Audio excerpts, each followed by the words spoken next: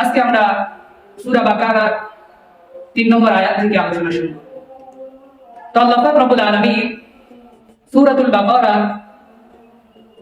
3 নম্বর আয়াতের ভিতরে এবং 4 নম্বর আয়াতের ভিতরে মুত্তাকিদের যে বৈশিষ্ট্য, এই বৈশিষ্ট্য সম্পর্কে আলোচনা করেছেন। মুত্তাকিদের কি গুণ, এই গুণ সম্পর্কে আল্লাহ পাক রব্বুল আলামিন আলোচনা করেছেন।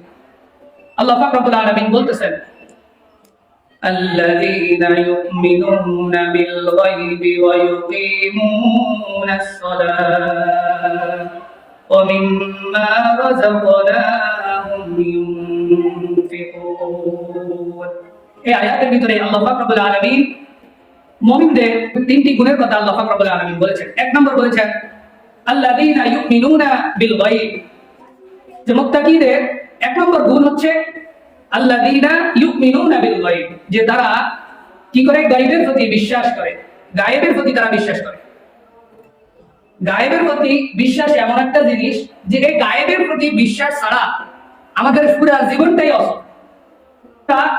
আমাদের আশেপাশে যা কিছু আমরা দেখি, এই দেখার ভিতরে অনেক জিনিস আছে যেগুলো আমরা নিজের আসল চোখ দিয়ে আমরা দেখতে পাই না, গায়েব এগুলা অদৃশ্য, এগুলো আমরা দেখতে পাই না। তারপরে আল্লাহ পাক রব্বুল আলামিনকে আমরা দেখি না, তিনি হচ্ছেন গায়েব। তারপরে আমরা ফেরেশতা দেখি না, ফেরেশতারা হচ্ছে গায়েব। তারপরে আমরা কখনো জান্নাত দেখি নাই, জান্নাত হচ্ছে গায়েব। তারপরে জাহান্নাম কখনো আমরা দেখি নাই, জাহান্নাম হচ্ছে গায়েব। অর্থাৎ ঈমানের সকল বিষয়গুলোই গায়েব। ঈমানের বড় বড় বিষয়গুলো হচ্ছে কি গায়েব। যেমন ঈমানের মুফাসসালের ভিতরে আমানতু বিল্লাহ, আমরা আল্লাহর উপরে ঈমান এনেছি, অর্থাৎ আল্লাহ তাআলা গায়েব। ওয়া মালাইকাতিহি, ফেরেশতাদের উপরে ঈমান এনেছি, ফেরেশতারা গায়েব। কুতুবিহি, আল্লাহর পক্ষ থেকে আসমানি কিতাব এসেছে আমাদের কাছে, আমরা দেখতেছি আসমানি কিতাব কোরআন আমাদের কাছে আছে, কিন্তু এই কোরআন যে আমাদের কাছে আসছে, কিভাবে আসছে এটা তো আমরা দেখি নাই। কে নিয়ে আসছে? রাসূলের কাছে, জিবরাইলকে আমরা দেখি নাই। কিভাবে লিখেছে এটাও আমরা দেখি নাই। গায়েবের প্রতি বিশ্বাস করলাম, রাসূলের মাধ্যমে এসেছে, এটাও গায়েব। ওয়াল ইয়াউমিল আখিরি, আমরা আখিরাত সম্পর্কে আমরা দেখি নাই, ওইখানে যাই নাই, ঘুরেও আসি নাই, রাসূল আমাদেরকে বলেছে, আমরা বিশ্বাস করে নিয়েছি, এটাও গায়েবের বিষয়। ওয়াল কদরি খায়রিহি, ভালো মন্দের প্রতি বিশ্বাস করা, এটাও গায়েব। আপনার সামনে আপনার জিন্দেগিতে কি আছে এটা আপনি জানেন না, সামনে কি ঘটবে এটা আপনি জানেন, এটা জানে কি আল্লাহ। এই গায়েবের খবর আপনি জানেন, অর্থাৎ এটাও গায়েব। তাকদীরের প্রতি বিশ্বাস, এটাও গায়েব। ওয়াশাররিহি মিনাল্লাহি তাআলা ওয়াল বাসি বাদাল মাউত, এবং মৃত্যুর পরে যে অনন্ত অসীম একটা যুগ পড়ে রয়েছে, একটা কাল আছে, ওই মৃত্যুর পরে জীবন সম্পর্কে আমরা কিছুই জানি না, দেখি নাই, ওইটাও আমরা বিশ্বাস করে নিয়েছি, এটা হচ্ছে গায়েব। এইজন্য মুত্তাকিদের এক নম্বর গুণ হচ্ছে, মুত্তাকিরা কি করে? ইউমিনুনা বিল গায়ব, তারা কি করে? গায়েবের প্রতি ঈমান আনে। এটা হচ্ছে মুত্তাকিদের এক নম্বর গুণ, এক নম্বর বৈশিষ্ট্য। দুই নম্বর বৈশিষ্ট্য হচ্ছে ওয়ায়ুকিমুনাস সালাহ, ওয়ায়ুকিমুনাস সালাহ, যে তারা কি করে? নামাজ কায়েম করে। কি করে? নামাজ কায়েম করে। আচ্ছা, আল্লাহ পাক রব্বুল আলামিন এখানে বলেছেন ওয়ায়ুকিমুনাস সালাহ, যে তোমরা নামাজ কায়েম করো। আল্লাহ পাক রব্বুল আলামিন এখানে নামাজ কায়েম করার জন্য বলেছেন। এখন নামাজ একটা হচ্ছে নিজে নিজে পড়া, আর একটা হচ্ছে কায়েম করা। কায়েম করা মানে এটাকে প্রতিষ্ঠিত করা। এখন একটা জিনিস প্রতিষ্ঠিত করতে হলে তো একা একা কিছুই করা সম্ভব না। হ্যাঁ, আপনি একটা জিনিস প্রতিষ্ঠা করবেন, একটা ঘর বানাবেন, একা একা বানানো সম্ভব না। একটা প্রতিষ্ঠান দিবেন, একা একা, একটা ব্যবসা করবেন, একা একা করা সম্ভব না। এই জন্য কায়েম করতে হয়, সকলে মিলে কায়েম করতে। এখন আল্লাহ বলেছেন ওয়ায়ুকিমুনাস সালাহ, যে মুত্তাকিদের দুই নম্বর গুণ হচ্ছে তারা কি করে? নামাজ কায়েম করে। আচ্ছা, নামাজ কায়েম করা মানে অর্থাৎ আপনি নিজে নামাজ পড়েন, দেখুন আপনি নামাজ পড়ার পরে সিদ্ধান্ত নিতে হবে আপনার সন্তান নামাজ পড়ে কিনা, আপনার স্ত্রী নামাজ পড়ে কিনা, আপনার পাড়া প্রতিবেশী নামাজ পড়ে কিনা, আপনার বন্ধু বান্ধব নামাজ পড়ে কিনা, তারা সবাই নামাজি কিনা। এর জন্য আপনাকে কি করতে হবে? এর জন্য চেষ্টা মুজাহিদা চালিয়ে যেতে হবে। তাদেরকে বুঝাতে হবে, তাদেরকে আখিরাত সম্পর্কে বুঝাতে হবে, কিয়ামত সম্পর্কে বুঝাতে হবে, আল্লাহ সম্পর্কে জানাতে হবে, জান্নাত জাহান্নামের শাস্তি সম্পর্কে বলতে হবে। যখন এগুলা তারা জানবে, বুঝবে, তখন আপনি তাদেরকে যদি নামাজের গুরুত্ব বলেন, তারপরে তারা বুঝবে না এটার গুরুত্ব অনেক বেশি। এই জন্য নামাজ কায়েম করার কথা বলেছেন, নামাজ কায়েম করার কথা বলেছেন। এই জন্য মুয়াজ্জিন যখন আযান দেয়, তখন মুয়াজ্জিন কি বলে?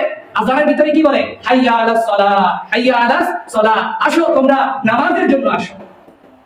আসো তোমরা কিসের জন্য? আসো নামাজের জন্য। হাইয়া আলাস সালাহ, তোমরা নামাজের জন্য আসো। অর্থাৎ আমি একা একা আযান দিয়ে নামাজ পড়তে পারবো না, তোমরা যারা আমার এই আযান শুনতেছো তোমরাও আসো, আমরা একসাথে হয়ে জামাতবদ্ধ হয়ে আমরা কি করব? নামাজ পড়বো। এই জন্য মুয়াজ্জিন বলে হাইয়া আলাস সালাহ, আসো নামাজের জন্য আসো। সবাই নামাজ এসে কি করো?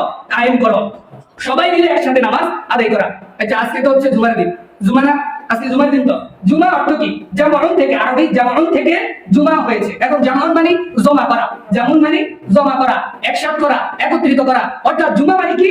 এই এলাকার ভিতরে যত মানুষ আছে মুসলমান, সব মুসলমান জুমার দিন মসজিদে এসে একত্রিত হবে। তারা একে অপরের সাথে তাদের আদান প্রদান করবে, তথ্য তারা কি করবে? একে অপরের সাথে শেয়ার করবে, এবং তাদের কি খোঁজ খবর, ব্যক্তিগত এবং সামাজিক পারিবারিক কি অবস্থা তাদের, এগুলো একে অপরের সাথে আলোচনা করবে, মিটমাট করবে। তারা ইসলাম সম্পর্কে একে অপরের সাথে আলোচনা করবে। এই জন্য এটাকে বলা হয় জুমার নামাজ। কিসের নামাজ? জুমার নামাজ, অর্থাৎ জমা হওয়ার নামাজ, সবাই একসাথে জমা হওয়ার নামাজ। আগে দেখবেন যখন আপনারা আমগো বয়সে আমরা তো দেখছি সব ভাগে হয়ে গেছে। যারা মুরব্বীরা আছেন, আমরা আমাদের দাদা থেকে দাদা কোথায় শুনতেছি, এখন মুরব্বীরা বলতেছে যে এমন একটা সময় ছিল, ধরেন আপনাদের এই জুমাবাড়ি মসজিদ, এই জুমাবাড়ি মসজিদ ছাড়া আশেপাশে কোনো মসজিদ ছিল? হ্যাঁ, এই শাহরাস্তির ভিতরে কয়েকটা হাতে গোনা মসজিদ ছিল। ধরুন একটা ছিল এই শাহরাস্তি মাজারের মসজিদ ছিল, হাজিগুন বড় মসজিদ ছিল, মাদাকা মসজিদ ছিল, এরকম বড় বড় কয়েকটা জুমার মসজিদ ছিল। এই ছাড়া আর কোনো মসজিদ জুমার মসজিদ ছিল না। কিন্তু প্রত্যেক বাড়িতে বাড়িতে একটা একটা করে কাছারি ছিল, ওইখানে মানুষ 5 জায়গায় নামাজ পড়তো, ঠিক আছে? 5 ওয়াক্ত নামাজ পড়তো।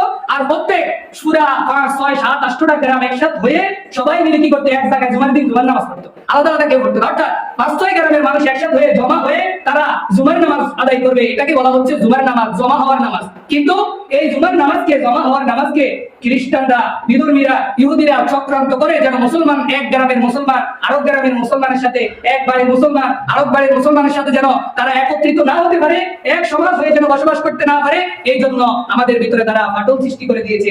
হয়তোবা মানুষ শয়তানের মাধ্যমে, হয়তোবা জিন শয়তানের মাধ্যমে, হয়তোবা নফস শয়তানের মাধ্যমে, এইভাবে আমাদের সমাজগুলা ভাগ ভাগ হয়ে গেছে। এখন প্রত্যেকটা বাড়িতে বাড়িতে একটা করে জুমার মসজিদ হয়ে গেছে। আচ্ছা, বাড়ির লোক প্রতিদিন তো একজন আরেকজনকে দেখে না, কিন্তু আপনি কি আপনারা যারা এখন জুমা বাড়ির লোক, আপনারা কি প্রতিদিন ডালি বাড়ির লোকের সাথে সাক্ষাৎ হয়? কিন্তু যদি এরকম জুমার দিন এক জায়গায় আপনারা এই 8 নং ওয়ার্ডের সবাই একসাথে এক জায়গায় নামাজ পড়তেন, তাহলে একে অপরের সাথে সাক্ষাৎ হতো, আলাদাই একটা মজা লাগতো, আলাদা একটা মজা লাগতো, আনন্দই লাগতো, ঈদের মতো লাগতো। কিন্তু এটা শয়তানের এক বড় চক্রান্ত।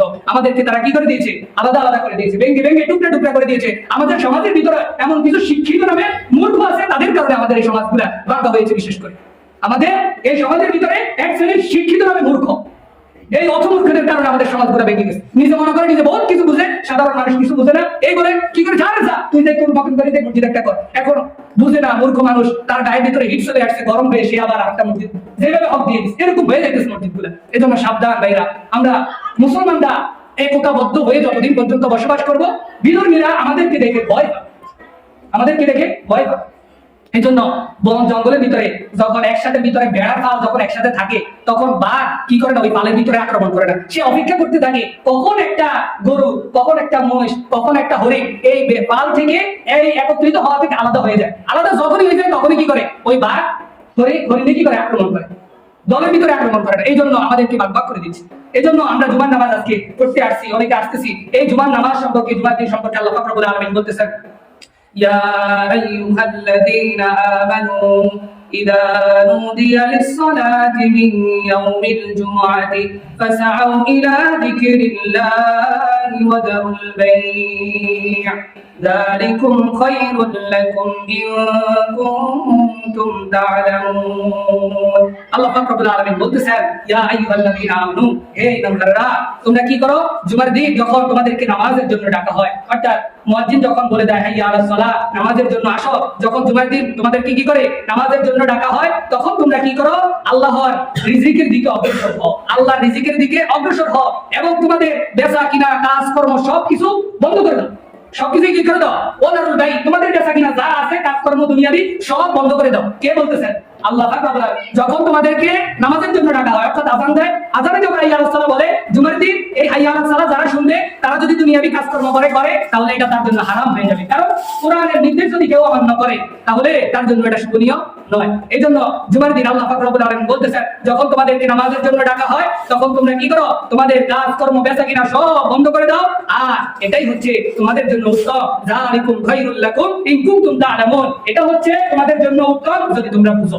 আল্লাহ তাআলা কি বলতেছেন? যে এটাই তোমাদের জন্য উত্তম, যে যখন জুমার দিন জুমার আযান দেওয়া হয়, তখন তোমাদের কাজকর্ম বেচা কিনা সব বন্ধ করে দিয়ে আল্লাহর রিজিকের দিকে চলে আসো, অর্থাৎ তোমরা জুমার নামাজের দিকে চলে আসো, আর এটা হচ্ছে তোমাদের জন্য উত্তম যদি তোমরা বুঝো। অর্থাৎ যারা বুঝে না তাদের কথা আল্লাহ বলেনি, যারা বুঝে তারাই এটা এই কাজটা করবে। এখন যারা বুঝে না তারা এখনো পর্যন্ত আসতে পারে নাই। কখন আসবে? যখন এই নামাজে দাঁড়ানো হবে, যখন খুতবা শেষ বন্ধ, মাইকের আওয়াজ বন্ধ ছিল, তখন চিন্তা করবো এখন দৌড় দিই, তাড়াতাড়ি যাই, নামাজ আরম্ভ হয়ে যাবে। কিন্তু আল্লাহ তাআলা তো বলছে যে যখন জুমার দিন জুমার নামাজের আযান দেওয়া হয় তখন তোমাদের কাজ কর্ম বেচা কিনা যা আছে সব কি বন্ধ। কে বলতেছেন? আল্লাহ তাআলা। কি আমার কথা? আমি বলতেছি না, এটা আল্লাহ তাআলা বলতেছেন যে ইযা নুদিয়া লিস-সালাতি মিন ইয়াউমিল জুমআতি ফাসআউ ইলা যিকরিল্লাহি ওয়া দারুল বাই'। তোমাদের ব্যবসা বাণিজ্য বেচা কিনা যা আছে সব বন্ধ করে দাও যখন জুমার আযান দেওয়া হয়। অর্থাৎ আপনার কানের ভিতরে হাইয়া আলাস সালাত জুমার শোনা গেছে, এবার আর আপনি কাজকর্ম করতে পারবেন না, বন্ধ। এই জন্য বলা হয় জুমার আযান দেওয়ার পরে কেউ যদি দুনিয়াবি কাজকর্ম করে তাহলে এটা তার জন্য হারাম। হ্যাঁ, জুমার আযানের পরে আপনি কি করতে পারবেন? আপনি নামাজের জন্য প্রস্তুতি নেওয়ার জন্য এবার গা গোসল দিতে পারেন, পাক পবিত্রতা অর্জন করতে পারেন, আপনি সুন্দর জামা কাপড় পরে মসজিদে আসার জন্য প্রস্তুতি, নামাজে আসার জন্য প্রস্তুতি নিতে পারেন, এটা করতে পারেন। কিন্তু জুমার আযান শোনার পরে কেউ যদি খেত খাবারে নিজের কাজকর্ম করে তাহলে এটা তার জন্য কি হারাম। কারণ এটা কোরআনের নির্দেশ যে আযান শোনার পরে, জুমার দিন আযান শোনার পরে তোমাদের কাজকর্ম সব বন্ধ করে দিতে হবে, কিছু করা যাবে না। এটা আল্লাহর বিধান। আল্লাহ তাআলা তারপরে বলে দিয়েছেন এটাই হচ্ছে তোমাদের জন্য উত্তম যদি তোমরা বুঝো। এখন যারা বুঝবে তারাই এটা পালন করবে। এইজন্য মুত্তাকিদের একটা বৈশিষ্ট্য হলো যে মুত্তাকিরা কি করবে? ওয়ায়ুকিমুনাস সালাহ, তারা নামাজ প্রতিষ্ঠা করবে। নামাজকে আচ্ছা, এই যে বেনামাজি যারা কি বেনামাজি, এই বেনামাজির সকল অঙ্গ প্রত্যঙ্গগুলা কাফের। শুধু বেনামাজি কাফের না, বেনামাজির সকল অঙ্গ প্রত্যঙ্গগুলা কি কাফের। তাফসীর কারকরা বলেছেন যে বেনামাজির অঙ্গ প্রত্যঙ্গ কিভাবে কাফের, বলতেছে যে কাফেররা তো তাদের কপাল দিয়ে আল্লাহকে সিজদা করে না, কাফেররা তো তাদের নাক দিয়ে আল্লাহকে সিজদা করে না, কাফেররা তো তাদের হাত দিয়ে হাতের মাধ্যমে আল্লাহ তাআলাকে সিজদা করে না, কাফেররা তো পায়ের মাধ্যমে আল্লাহ তাআলাকে কি করে না সিজদা করে না। তো বেনামাজি যেহেতু আল্লাহকে সিজদা করে না হাত দিয়ে, পা দিয়ে, নাক দিয়ে, কপাল দিয়ে, হাতের তালু দিয়ে, বেনামাজি যখন আল্লাহকে সিজদা দেয় না তাহলে তার সাথে আর কাফেরের সাথে কতটুকু পার্থক্য আছে? একই তো। এই জন্য বলেছেন বেনামাজির সকল অঙ্গ প্রত্যঙ্গ কি কাফের, বেনামাজির সকল অঙ্গ প্রত্যঙ্গ কাফের। এই জন্য বেনামাজি যারা যে তাদের ব্যাপারে কত সতর্ক দেওয়া হয়েছে এটা কোরআন হাদিস দ্বারা প্রমাণ। এজন্য ওমর রাদিয়াল্লাহু তাআলা আনহু বলেছেন যারা ইচ্ছাকৃতভাবে নামাজ ছেড়ে দেয় তারা মুসলমানের খাতা থেকে তাদের নাম কেটে দেওয়া হয়। ইচ্ছাকৃতভাবে যারা নামাজ ছেড়ে দেয় তাদের মুসলমানের খাতা থেকে নাম কেটে দেওয়া হয়। আরো হাদিসে বলা হয়েছে যারা ইচ্ছাকৃতভাবে জামাত তরক করে তারা মুনাফিক হয়ে যায়। এই জন্য নামাজের ব্যাপারে সতর্ক। তাহলে 2 নম্বর বৈশিষ্ট্য হচ্ছে মুত্তাকিদের, তারা কি করে? তারা নামাজ কায়েম করে, নামাজ পড়ে না, নামাজ কায়েম করে, নিজেও পড়ে, অন্যদেরকেও করতে আসার জন্য বলে, নিজের ছেলে সন্তান, পাড়া প্রতিবেশী, আত্মীয় স্বজন যা আছে সবাইকে বলে। তারপরে মুত্তাকিদের 3 নম্বর বৈশিষ্ট্য আল্লাহ পাক রব্বুল আলামিন বলতেছেন ওমিম্মা রাযাকনাহুম ইউনফিকুন। ওমিম্মা, আমরা পারি না সবাই? ওমিম্মা রাযাকনাহুম ইউনফিকুন। যারা সূরা আল মুক্তাবে পড়েছেন অবশ্যই মুখস্থ করাইছে। তো আল্লাহ পাক রব্বুল আলামিন কি বলতেছেন? ওমিম্মা রাযাকনাহুম ইউনফিকুন। তোমাকে আল্লাহ পাক রব্বুল আলামিন যে সম্পদ দিয়েছেন এই সম্পদটাকে তুমি কি করো? আল্লাহর রাস্তায় ব্যয় করে দাও। অর্থাৎ আল্লাহ পাক রব্বুল আলামিন আপনাকে যে সম্পদ দিয়েছে এই সম্পদটা আল্লাহর রাস্তায় কি করা? ব্যয় করা। সবটুকুর কথা বলে নাই, তোমার সাধ্য অনুযায়ী যতটুকু পারো ততটুকু আল্লাহর রাস্তায় ব্যয় করো। এবং এই ব্যয় করার জন্য কুরআন কারীম আল্লাহ পাক রব্বুল আলামিন 17টি খাত দিয়ে দিয়েছেন যে 17 জায়গায় আপনি আপনার সম্পদকে ব্যয় করতে পারবেন, অর্থাৎ দান করতে পারবেন। এর ভিতরে যাকাতের খাত হচ্ছে 8টা, অর্থাৎ 8 জায়গার ভিতরে যাকাত দেওয়া যায়। আর ইহসানের খাত হচ্ছে 9টা, 7 আর 9 হচ্ছে 17। এই 17 জায়গার ভিতরে আপনার সম্পদকে আপনি কি করতে পারবেন? দান করতে পারবেন, দিয়ে দিতে পারবেন। এই জন্য মুত্তাকিদের 3 নম্বর বৈশিষ্ট্য হচ্ছে ওমিম্মা রাযাকনাহুম ইউনফিকুন। তারা কি করে? যে তারা তাদের আল্লাহর দেওয়া সম্পদ থেকে তারা কি করে? আল্লাহর রাস্তায় ব্যয় করে। মুত্তাকিদের 4 নম্বর বৈশিষ্ট্য والذين يؤمنون بما أنزل إليك وما أنزل من قبلك। মুত্তাকিদের 4 নম্বর বৈশিষ্ট্য হচ্ছে যে মুত্তাকিরা কি করে? যে তারা আল্লাহ রাসূলের উপরে যা কিছু নাযিল করেছেন এর প্রতি ঈমান আনে এবং আল্লাহ রাসূলের পূর্বে অর্থাৎ রাসূল সাল্লাল্লাহু আলাইহি ওয়াসাল্লামের আগে যে সমস্ত নবীদের উপরে যে সমস্ত কিতাব, আসমানী কিতাব নাযিল করেছেন, যে বিধিবিধান নাযিল করেছেন সব কিছুর উপরে তারা কি করে? ঈমান আনে। অর্থাৎ আল্লাহ তাআলা বলতেছেন আল্লাযীনা ইউমিনুনা বিমা উনজিলা ইলাইক, হে রাসূল আপনার প্রতি আমি যা অবতীর্ণ করেছি ওমা উনজিলা মিন ক্বাবলিক, এবং আপনার আগে যা অবতীর্ণ করেছি এগুলোর প্রতি তারা কি করে? ঈমান আনে। তারা মুত্তাকি যারা তারা। এখন আমাদের নবীর উপরে নাযিল হয়েছে কি? কোরআন। আমাদের নবীর উপরে নাযিল হয়েছে কি? কোরআন। আমাদের বিধান, আমাদের যে সংবিধান, আমাদের সংবিধান কি? কোরআন। আমাদের সংবিধান কি? মুসলমানদের সংবিধান হচ্ছে কোরআন। শুধু মুসলমানদের সংবিধান নয়, আল্লাহ তাআলা বলতেছেন এটা হচ্ছে হুদাল লিন-নাস, সমস্ত মানব জাতির জন্য সংবিধান। এটা সমস্ত মানব জাতির জন্য সংবিধান, শুধু মুসলমানের জন্য। কিন্তু আজকে শয়তানের প্ররোচনায় পড়ে আমরা এর থেকে দূরে সরে গেছি। এইজন্য এই যত নবীকে আল্লাহ পাক রব্বুল আলামিন যতগুলো কিতাব দান করেছেন এই সমস্ত কিতাবের প্রতি তারা কি করে? বিশ্বাস করে। তারা যারা মুত্তাকি, এরা মুত্তাকিদের একটা গ্রুপ। এখন প্রত্যেক নবীর উম্মতকে প্রত্যেক নবীকে দেওয়া কিতাব অনুযায়ী কিয়ামতের ময়দানে আল্লাহ তাআলা বিচার করবে। প্রত্যেক নবীকে দেওয়া প্রত্যেক নবীর কিতাব অনুযায়ী প্রত্যেক নবীর উম্মতদেরকে আল্লাহ তাআলা কিয়ামতের ময়দানে কি করবেন? বিচার করবেন। যেমন ধরুন দাউদ আলাইহিস সালাতু ওয়াস সালামের উম্মতের বিচার করবেন জাবুর কিতাব দিয়ে। দাউদ আলাইহিস সালামের উপরে জাবুর কিতাব আসছিল না? জাবুর কিতাব দাউদ আলাইহিস সালাতু ওয়াস সালামকে যে আসমানি কিতাব দেওয়া হয়েছে এর নাম ছিল কি? জাবুর। এই জাবুর কিতাব দিয়ে দাউদ আলাইহিস সালাতু ওয়াস সালামের উম্মতের বিচার করবেন আল্লাহ তাআলা কিয়ামতের দিন। তারপরে মুসা আলাইহিস সালাতু ওয়াস সালামের উম্মতের বিচার করবেন তাওরাত কিতাব দিয়ে। কি কিতাব? তাওরাত কিতাব। তারপরে ঈসা আলাইহিস সালাতু ওয়াস সালামের উম্মতের বিচার করবেন ইনজিল কিতাব দিয়ে। বর্তমানে খ্রিস্টানরা বানাইছে এটা কি? বাইবেল। বর্তমানে খ্রিস্টানদের নাম দিয়েছে কি? বাইবেল। এর নাম হচ্ছে ইনজিল শরীফ। তাহলে ঈসা আলাইহিস সালামের উম্মতের বিচার করবেন ইনজিল শরীফ, ইনজিল কিতাব দিয়ে। এবং হযরত মুহাম্মদ মুস্তাফা সাল্লাল্লাহু আলাইহি ওয়াসাল্লাম এর উম্মত কারা? আমরা। কারা? আমরা। আমাদের বিচার করবেন কি দিয়া? কুরআনুল কারীম দিয়ে। কি দিয়া? এই কোরআন দিয়ে বিচার হবে কিয়ামতের ময়দানে। এই কোরআন দিয়ে বিচার হবে। কোরআনের ভিতরে আল্লাহ তাআলা যে বিধানগুলো দিয়েছেন, যে আদেশগুলো দিয়েছেন, কে মানছে, কে মানে নাই, কে কতটুকু পালন করছে, কে কতটুকু পালন করে নাই, ওই যে কিরামান কাতিবিন লিখতেছেন সব কিছু। আর কিয়ামতের ময়দানে কিরামান কাতিবিন আপনার সামনে দিবে আপনার আমলনামা, আর আল্লাহ পাক রব্বুল আলামিন কোরআন খুলে দেখবেন আসলে কি কোরআনের সাথে আপনার আমলনামা মিল আছে কিনা। যদি মিল থাকে তাহলে জান্নাতি, যদি মিল থাকে তাহলে জান্নাতি, আর যদি মিল না থাকে তাহলে কি? জাহান্নাম। এর দূরে। তাহলে মুত্তাকিদের 4 নম্বর গুণ হচ্ছে তারা সকল আসমানি কিতাবের উপরে বিশ্বাস করে। 5 নম্বর গুণ হচ্ছে ওয়াবিল আখিরাতি হুম ইউকিনুন, তারা আখিরাতের প্রতি বিশ্বাস করে। কিসের প্রতি? আখিরাতের প্রতি, পরকালের প্রতি। ওই জীবনের একদিনের সমান হলো আমাদের পৃথিবীর 1000 বছরের সমান। কিয়ামতের আখিরাতের একদিন আর আমাদের পৃথিবীর কয় হাজার বছর? 1000 বছরের সমান। কিয়ামতের আখিরাতের মাত্র একদিন। এবং যে দিন বিচার করা হবে সেই বিচারের দিনটা হবে কত হাজার বছরের সমান? 50,000 বছরের সমান। কিয়ামতের ময়দানে যে বিচার করা হবে সেই বিচারের সময় কত? 50,000 বছরের সমান। তাহলে মুত্তাকিদের 5 নম্বর বৈশিষ্ট্য হলো যে মুত্তাকিরা কি করে? যে মুত্তাকিরা আখিরাতের প্রতি বিশ্বাস করে। তাহলে আমরা এখানে মুত্তাকিদের বৈশিষ্ট্য কয়টা পাইলাম? 5টা পাইলাম। 1 নম্বর বৈশিষ্ট্য মুত্তাকিরা কি করে? গায়বের প্রতি বিশ্বাস করে। 2 নম্বর বৈশিষ্ট্য হলো মুত্তাকিরা নামাজ কায়েম করে। 3 নম্বর বৈশিষ্ট্য হলো মুত্তাকিরা তাদের সম্পদ কি করে? আল্লাহর রাস্তায় ব্যয় করে। 4 নম্বর তারা সকল আসমানি কিতাবের প্রতি বিশ্বাস স্থাপন করে। এবং 5 নম্বর হচ্ছে তারা আখিরাতের প্রতি বিশ্বাস স্থাপন করে। এই মুত্তাকিদের ব্যাপারে আল্লাহ পাক রব্বুল আলামিন বলতেছেন উলাইকা আলা হুদাম মির রাব্বিহিম, এরা এমন লোক যে তারা তাদের রবের কথা অনুযায়ী সঠিক পথেই আছে। উলাইকা আলা হুদাম মির রাব্বিহিম, এরা হচ্ছে এমন সমস্ত লোক যারা তাদের রবের কথা অনুযায়ী সঠিক পথে আছেন। উলাইকা হুমুল মুফলিহুন, এবং তারাই হচ্ছে সফল কাম। তারাই হচ্ছে কি? সফল কাম। এই পৃথিবীতে আমরা সবাই সফল হইতে চাই, তাই না? দেখি সফল হইতে চাই, সবাই জায়গা থেকে সফল হইতে চায়। কিন্তু আল্লাহ পাক রব্বুল আলামিন এখানে বলে দিয়েছেন তারা সফল।